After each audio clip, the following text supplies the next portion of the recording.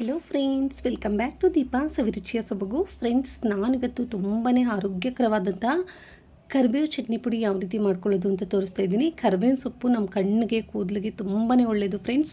ಈ ಕರಿಬೇವು ಚಟ್ನಿ ಪುಡಿನ ಯಾವ ರೀತಿ ಮಾಡ್ಕೊಳ್ಳೋದು ಅಂತ ನೋಡೋಣ. ಅದಕ್ಕೂ ಮುಂಚೆ ನೀವೇನಾದರೂ ಫಸ್ಟ್ ಟೈಮ್ ನಮ್ಮ ಚಾನಲ್ ನೋಡ್ತಾ ಇದ್ದರೆ ಪ್ಲೀಸ್ ಸಬ್ಸ್ಕ್ರೈಬ್ ಮಾಡ್ಕೊಳ್ಳಿ.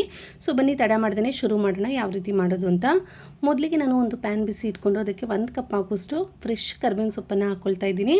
ಕರಿಬೇವಿನ ಸೊಪ್ಪನ್ನು ಚೆನ್ನಾಗಿ ತೊಳೆದು ಒಂದು ಕಾಟನ್ ಬಟ್ಟೆನಲ್ಲಿ ಒರೆಸಿ ನಂತರ ನಾನು ಕರಿಬೇವಿನ ಸೊಪ್ಪನ್ನು ಹಾಕಿ ಚೆನ್ನಾಗಿ ಈ ರೀತಿ ಡ್ರೈ ರೋಸ್ಟ್ ಮಾಡ್ಕೊಳ್ತಾ ಇದ್ದೀನಿ. ನೋಡಿ, ಈ ರೀತಿ ಚೆನ್ನಾಗಿ ಫ್ರೈ ಮಾಡ್ಕೋಬೇಕಾಗುತ್ತೆ.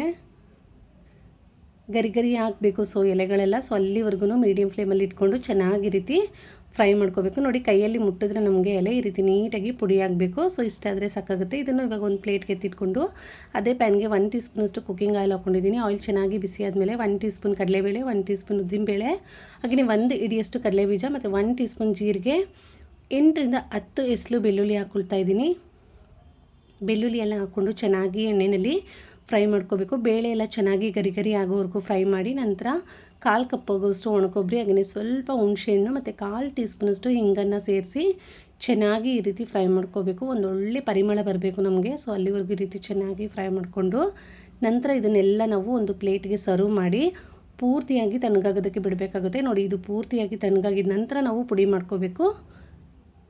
ನೋಡಿ, ಇವಾಗ ತಣ್ಣಗಾಗಿದೆ. ಇವಾಗ ನಾನು ಮಿಕ್ಸರ್ ಜಾರ್ಗೆ ಹಾಕ್ಕೊಳ್ತಾ ಇದ್ದೀನಿ ಪುಡಿ ಮಾಡ್ಕೊಳ್ಳೋದಕ್ಕೆ ಚಟ್ನಿ ಪುಡಿನ.